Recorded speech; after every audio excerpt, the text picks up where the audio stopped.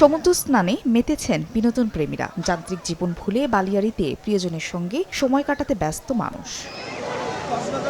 বিগত দিনের কষ্টগ্লানি সাগরের নোনা জলে ভাসিয়ে খ্রিস্টীয় নতুন বছরের সূর্যোদয়ের সঙ্গে শুভ সূচনা করতে কক্সবাজার এবং পটুয়াখালীর কুয়াকাটায় ভিড় করছেন পর্যটকরা। ছবি তোলা কিংবা জেট স্কিতে চড়ে উপভোগ করছেন নীল জলরাশি। অপ্রীতিকর পরিস্থিতি সামাল দিতে সচেতন রয়েছেন লাইফগার্ড কর্মী। তবে এবারও সৈকতের উন্মুক্ত স্থানে থাকছে না কনসার্ট কিংবা সাংস্কৃতিক অনুষ্ঠানের ব্যবস্থা। শুধুমাত্র কয়েকটি তারকামানের হোটেলে প্রশাসনের অনুমতি সাপেক্ষে রাখা হয়েছে আয়োজন। শীতের ছুটিতে কক্সবাজার আসলাম, 31st পালন করব। 2025 সালটা যাতে আমাদের সুন্দরভাবে কাটে, এজন্য আমরা আনন্দের সাথে এই সমুদ্র সৈকতের মাঝে আমরা উদযাপন করতে আসছি। অন্যদিকে পাহাড়েও ছড়িয়ে পড়েছে খ্রিস্টীয় নতুন বছর বরণের আনন্দ। খাগড়াছড়ির জেলা পরিষদ পার্ক, আলুটিলা ও মায়াবিনী লেক সহ কয়েকটি বিনোদন কেন্দ্রে ভ্রমণ পিপাসুদের ব্যাপক সমাগম। প্রাকৃতিক সৌন্দর্যে মুগ্ধ সবাই। এখানে প্রকৃতির পাহাড়ের সাথে কুয়াশার একটা খেলা খেলে মায়াময় একটা পরিবেশ সৃষ্টি করে। বাচ্চাদের নিয়ে ঘোরার,